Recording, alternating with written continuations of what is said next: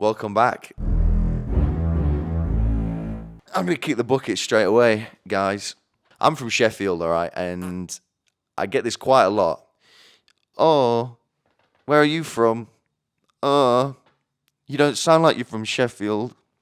And I've got it for a while now, and I used to just think nothing of it, like, oh, whatever.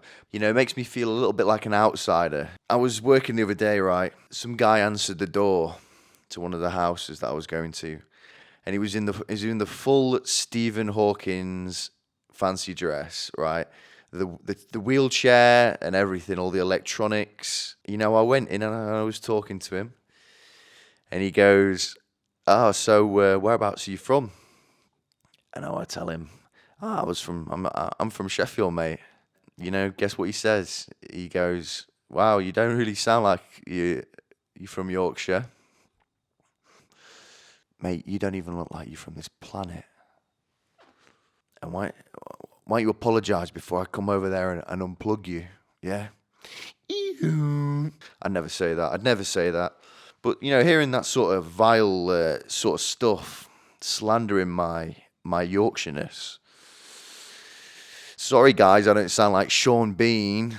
Oh, why does that? Oh, why don't they get their that needs to get their self together now, son, and they get they don't know right now. All right, I'm sorry, guys. I'll put on a deep, broad Yorkshire accent. I'm sorry I wasn't hit as a kid. All right, and I didn't grow up in a puddle. Anyway, I had a little close shaving with death earlier this week on some James Bond type shit.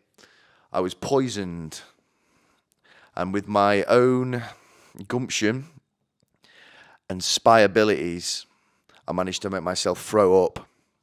And I don't know if I can put a picture on YouTube of this, but I'll tell you, by golly, it was brutal. To cut a long story short, there was some chicken wings that were out of date that needed cooking and eating. So I prepared them. I smelled them, and they didn't smell too great, but I'm a man, and I'm a big man at that. So I whacked them in the oven. When they came out, I ate one, fine. I ate the second one. It tasted a bit like fish. And I'm a big guy, right? I'm a smart guy as well. If the bacteria on them, I've just fucking had them on at 200 degrees in the oven. Hey, there's no more bacteria on them. How could I possibly get sick? And I just started feeling a little bit worried a couple of hours later, and I started feeling a bit red and thrush. So I Googled, and obviously it wasn't very good, the news. Some guy was saying that the toxins that the bacteria are produced that have been living on there do not get destroyed by 200 degrees in the oven, and they will make you violently sick. So I kind of just lied to myself and said, you only ate 2 chicken wings, all right? Rome wasn't built in a day. I don't know how that relates, but I just felt like saying that. So I kind of just reserved myself to not throwing up and just stomaching it, if you pardon the pun. So I went to the bathroom, and I have a superpower where I gag when I brush my teeth. All right, it's this little thing I like to call, no homo. And I gagged once. I was like, oh, damn, I could throw up here. all over the bath, covered. And I'd just eaten lots of Pringles and chocolate.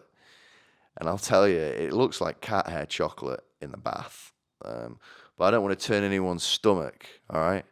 So I'll save you the gory details, and I'll just show you a picture. But that's why my voice is a little bit, a bit rugged, and I like it a bit deeper. I feel like a man's man. Yeah, I'm pretty proud of myself. I sent my friends a video, just kind of showing them the vomit and explaining everything. And they thought they said, I quote, "You're a disgrace.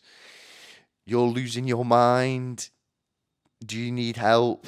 All sorts of silly, slanderous stuff. But I was actually very proud of myself. I couldn't imagine anybody else being able to force themselves to throw up. And it reminded me very much of a James Bond scenario where James Bond's been poisoned, all right? So, yeah. I hope my mum's proud. I've never really had much in the form of accomplishments. When I try and look back at my life and think something that my parents, specifically my mom, would be proud of, Nothing in writing. No sort of university degrees or anything. No awards.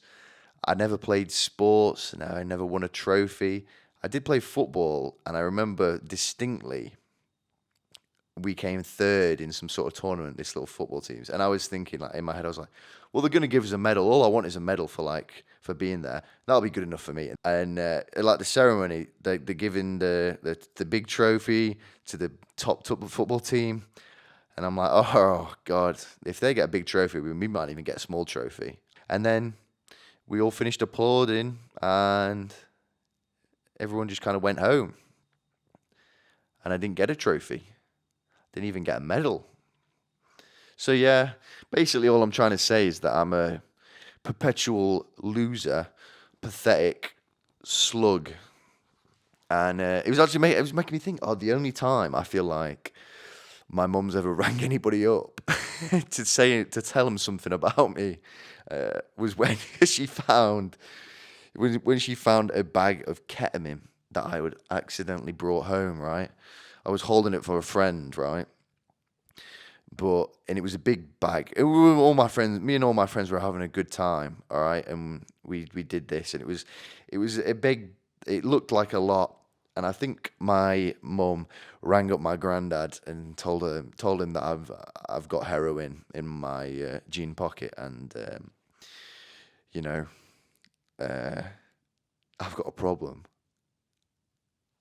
I feel like that's kind of the only time I need to do something big, like get on the news.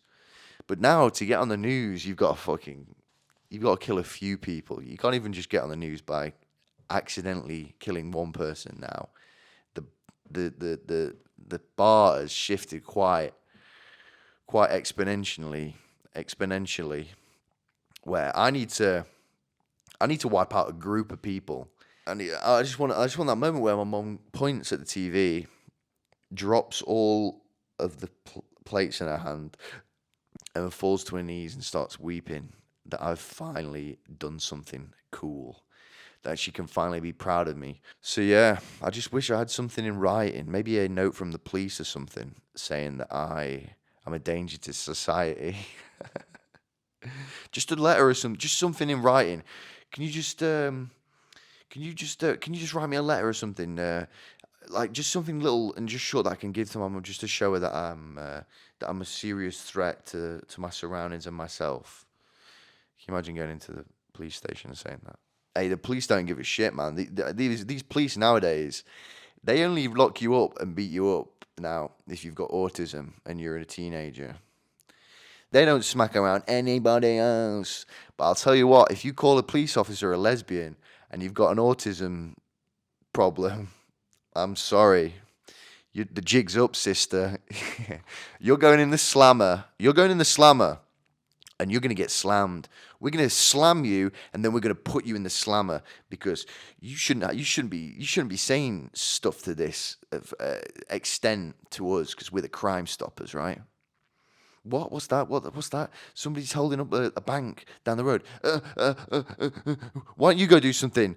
Can you not see we're dealing with an autism here? All right? This 16-year-old girl just called me a lesbian. All right? Someone has got to be punished, and someone has got to pay. But no, that's just crazy, man. That's just crazy, and I'm being foolish. I do love the police. I love the police. They're some of our worst criminals that they have in that force.